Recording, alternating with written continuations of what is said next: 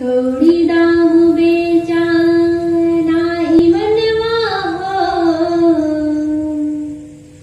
कौड़ी दाम बेचा नाई मनवा हो, जन्मवा को पाके सुगंधवा। कौड़ी दाम बेचा नाई मनवा हो, जन्मवा को पाके सुगंधवा। दुनिया में आई के तू गैला भुलाए, दुनिया में आई के तू गैला भुलाए। माया ममता से लिहा रहिया लगाई, माया ममता से लिहा रहिया लगाई।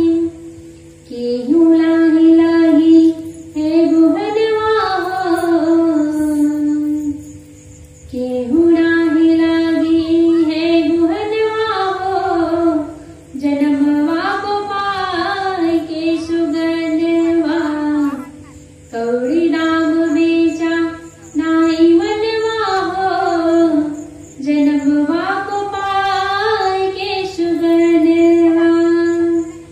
माई बाप जन्म दिले कैला जवान हो, माई बाप जन्म दिले कैला जवान हो। सबके सत्कार कर में गुरु के दीदार हो, केहू नाही बाटी है करमवा हो, केहू नाही बाटी है करमवा हो, जन्मवा को पाके सुगंधवा। कौड़ी दाम बेचा नाई मनवा हो, जन्मवा को पाके सुगंधवा। आगे क्या कहते हैं?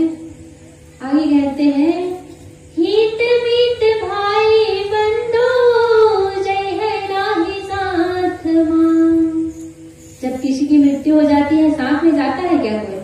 कितनों भी हित से हित क्यों ना हो, कितनों हम कहते हैं उनके बिना हम जी नहीं सकते, बहुत प्रेम करते हैं, फिर भी क्या उनके मरने के बाद हम उनके साथ जाते हैं? मरण तक ही कोई साथ देता है। उसी बात को कवि कह रहा है, हित मीत भाई बंधु जय है नाही साथ मां। इसीलिए समय को गवाओ नाही खाली बात बातवा, समय को गवाओ नाही खाली बात बातवा। लैले आके क्या लेना है? लैले आके गुरु के ज्ञानवा हो, जन्मवा को पाके सुगंधवा। कौड़ी दाम बेचा नाई मनवा हो, जन्मवा को पाके सुगंधवा। कौड़ी के दाम में अपने ईमान को कभी बेचना नहीं है। आगे क्या कहते हैं? गुरु की शरणिया में जीना इकरार हो, हाँ गुरु की शरणिया में जीना इकरार हो। फिर न सहे के पढ़े जगतिया के मार हो। जब गुरु के शरण में चले जाएंगे तो इस संसार की जो मार पड़ रही है ना, विषय माया मोह का, वो मार नहीं पड़ने वाले। इसलिए कहा गया है, गुरु की शरणिया में जीना इकरार हो। फिर न सहे के पढ़ी जगतिया के मार हो। गुरु वचन छूटे जन्म मरणवा हो, गुरु वचन छूटे जन्म मरणवा हो, जन्मवा को पाके सुगंधवा।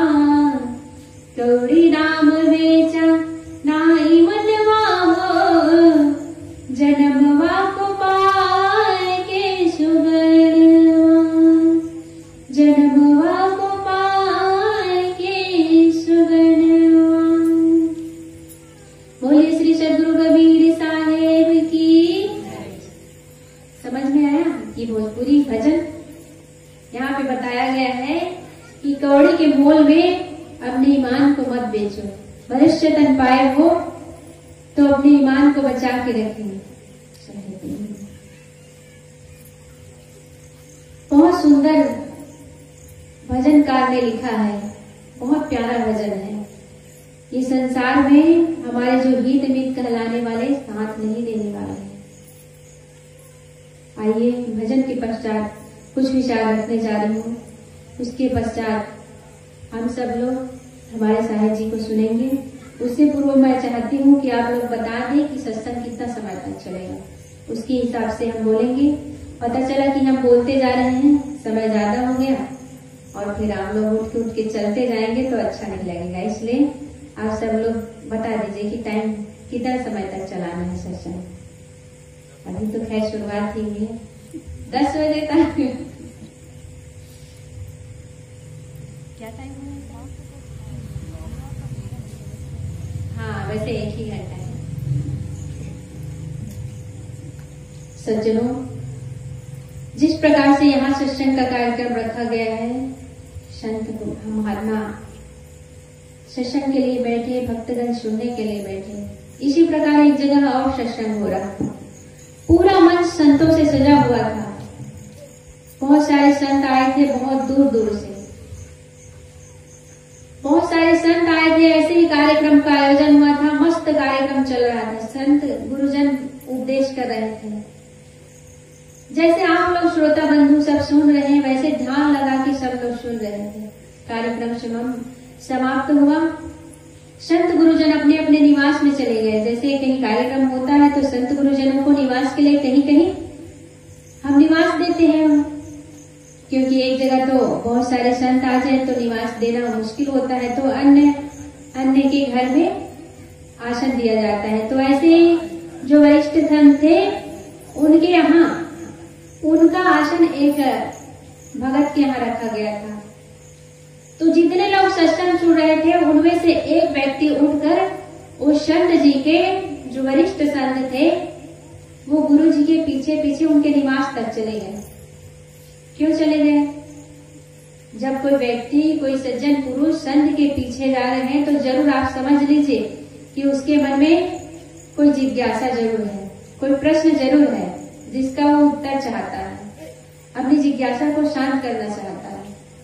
तो वो सज्जन भी वैसे संत जी के पीछे पीछे चले गए।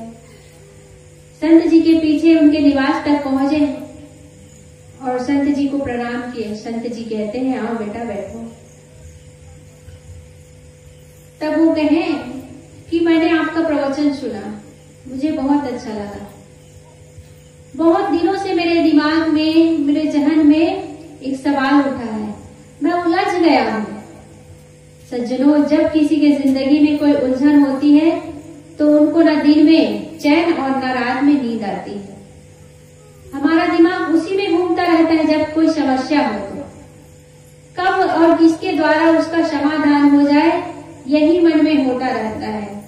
तो वह व्यक्ति भी संत के पास इसलिए गए थे। संत जी से पूछने लगे कि संत जी, मेरे दिमाग में एक सवाल है जो मुझे बहुत परेशान कर रहा है।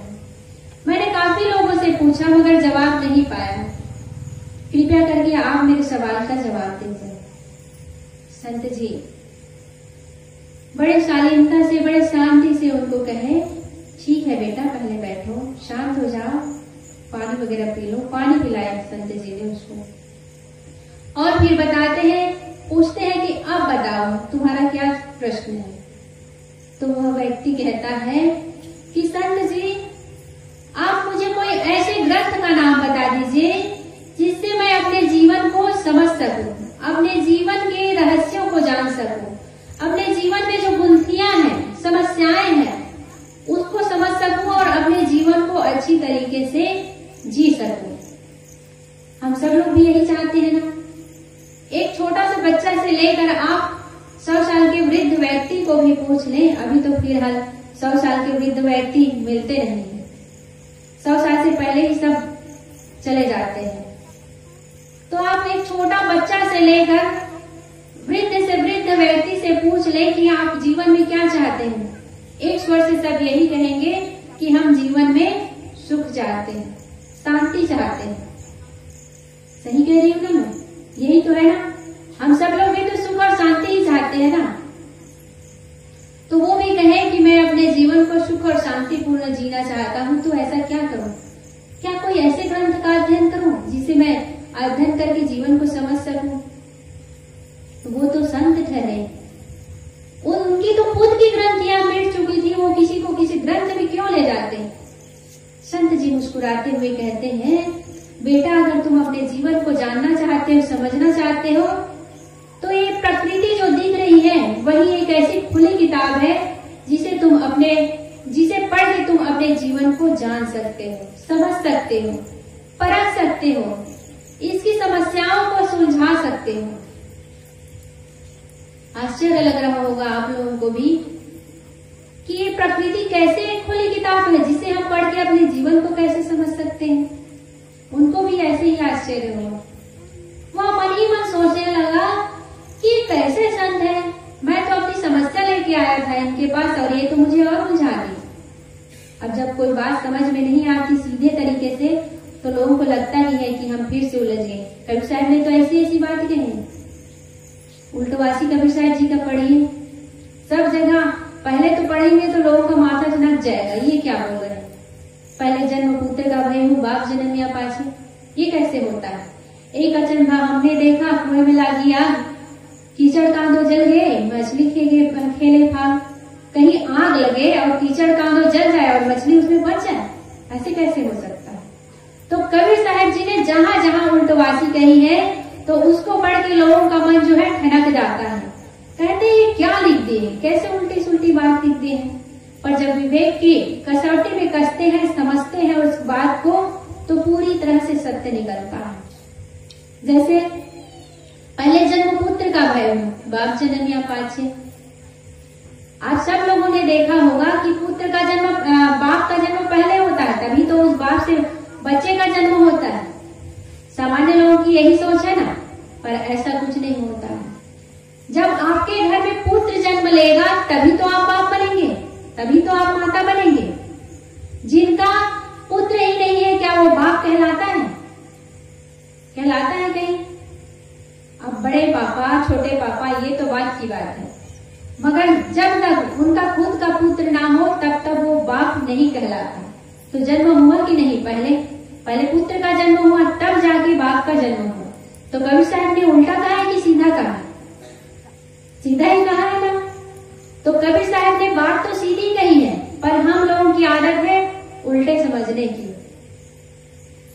तो उस व्यक्ति को भी आश्चर्य हुआ कि कैसे संत के पास आ गया मैं।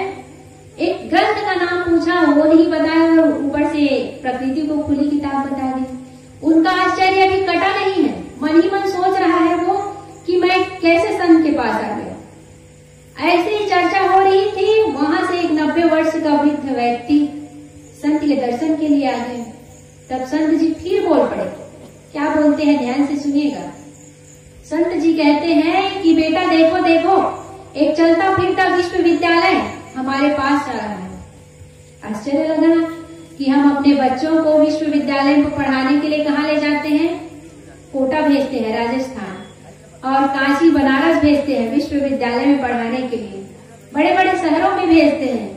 और ये 90 वर्ष का वृद्ध व्यक्ति जिनकी कमर झुकी हुई है, हाथ में पकड़े हैं लाठी, पकड़ के लाठी के सहारे से चल रहे हैं, उसको 90 वर्ष का वृद्ध व्यक्ति को विश्वविद्यालय कह रहे हैं। वो व्यक्ति फिर सोचा है, एक बुद्धि तो सुलझी नहीं, दूसरी बुद्धि बता दी। तो बहुत ही आश्चर्य हुए व्यक्ति और कहने लगे कि हाथ जोड़कर कहने लगे कि संत जी मुझे कुछ समझ में नहीं आ रहा है, कृपया कर आप मुझे स्पष्ट बताइए, कुछ उदाहरण देके बताइए। तब संत जी कहते हैं कि बेटा संसार का सबसे बड़ा विश्वविद्यालय एक वृद्ध व्यक्ति ही होता है। क्यों?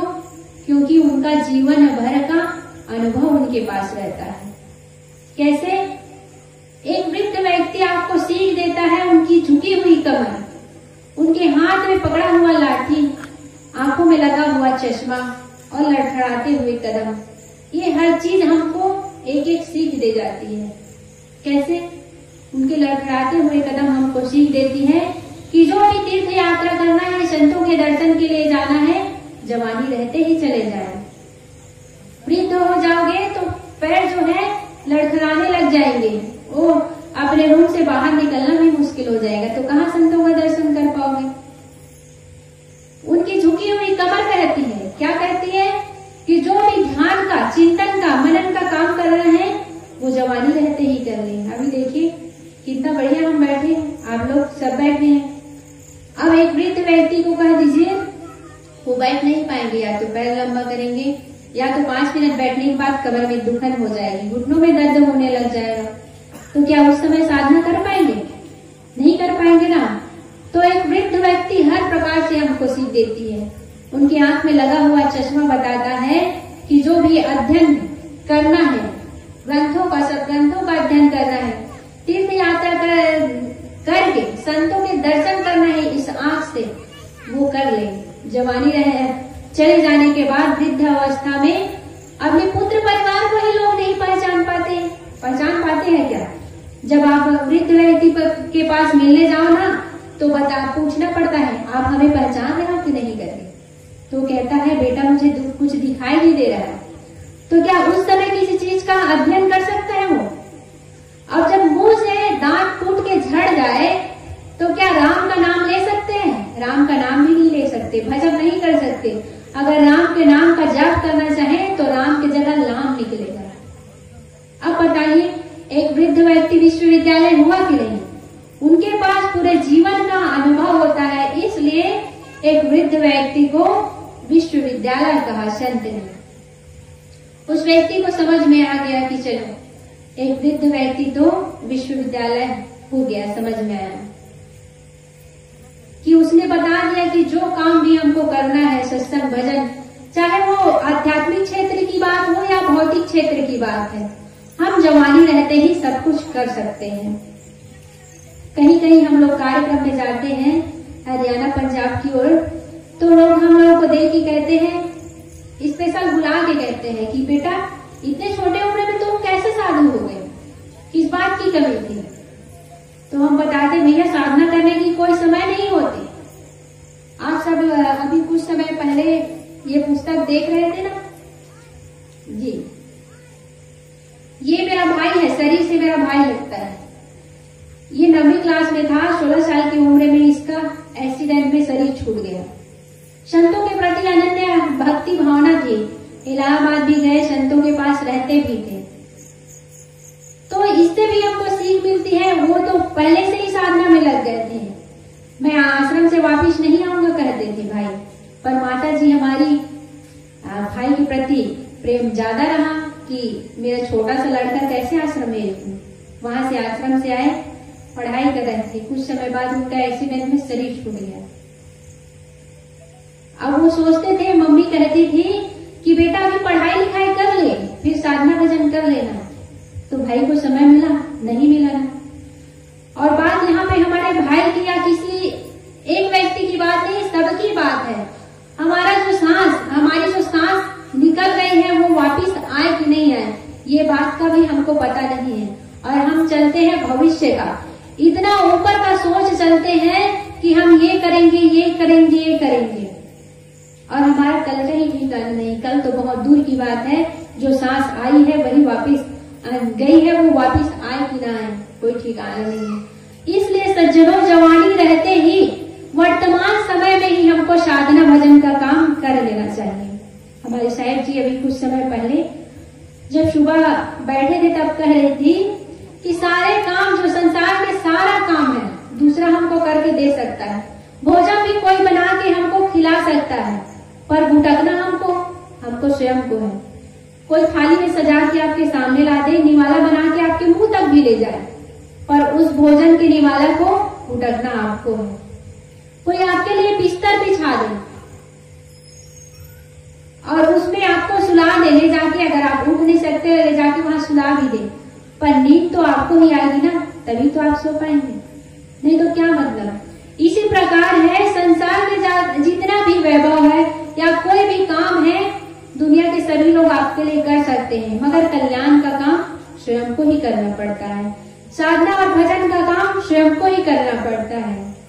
तो संत जी कह रहे थे कि एक वृद्ध व्यक्ति ही सबसे बड़ा विश्वविद्यालय है जो हमको जीवन की सारी सीख दे जाती है। एक बुद्धि तो सुधर गई, सुलझ गई। अब दूसरी बुद्धि थी कौन सी, कि ये प्रकृति एक ऐसी खुली किताब है जिसे पढ़ के हम जीवन में आगे बढ़ सकते हैं, अपने जीवन को सुधार सकते हैं, जीवन के रहस्यों को समझ सकते हैं। वो कैसे? मैं जब 4वीं-5वीं क्लास में थी तो मेरे सर जी कहते थे कि बेटा पगे पगे मोती बिखरे हुए हैं, हमें वो दृष्टि होना चाहिए कि हम उठा सके। तो मैं बोलती थी सर पगे पगे आप मोती बिखरे हैं, कहते कहाँ मोती बिखरे हैं, हमको तो दिखाई नहीं देता। और सही बात है, छोटा था तो किसको क्या ज्ञान, कहाँ है मोती, हम तो वही देखेंगे जो चमकता है। तो सर कहते थे कि बेटा गुणग्राही दृष्टि होना चाहिए, फिर सब दिखाई देगा। तो उसी प्रकार हम में भी गुणग्राही दृष्टि होना चाहिए, ग्रहण करने की दृष्टि होनी चाहिए, तब हमको दिखाई देगा। कैसे? ये प्रकृति, एक दो उदाहरण दूंगी। प्रकृति तो इतना विशाल है जिससे हमको विशाल शिक्षा मिलती है, पर हम ले नहीं पाते हैं। जैसे आग को ही देख लीजिए, सब माताएं सुबह शाम भोजन बनाती हैं, आग का ही प्रयोग करती, बिना आग का भोजन नहीं बनता। चाहे आप गैस में बनाएं, चाहे स्टोव में बनाएं, या फिर मिट्टी के चूल्हे में बनाएं, आग की जरूरत पड़ती है। तो आज से हमको क्या सीख मिलती है? आग का आप अंगीठे ले लीजिए, लकड़ी ले लीजिए, या तो आग ऊपर से जलाए तो भी, या नीचे से जलाए तो भी, आग हमेशा ऊपर उठती है। देखते हैं ना? तो आग हमको क्या सीख देती है? निरंतर ऊपर उठने की सीख देती है।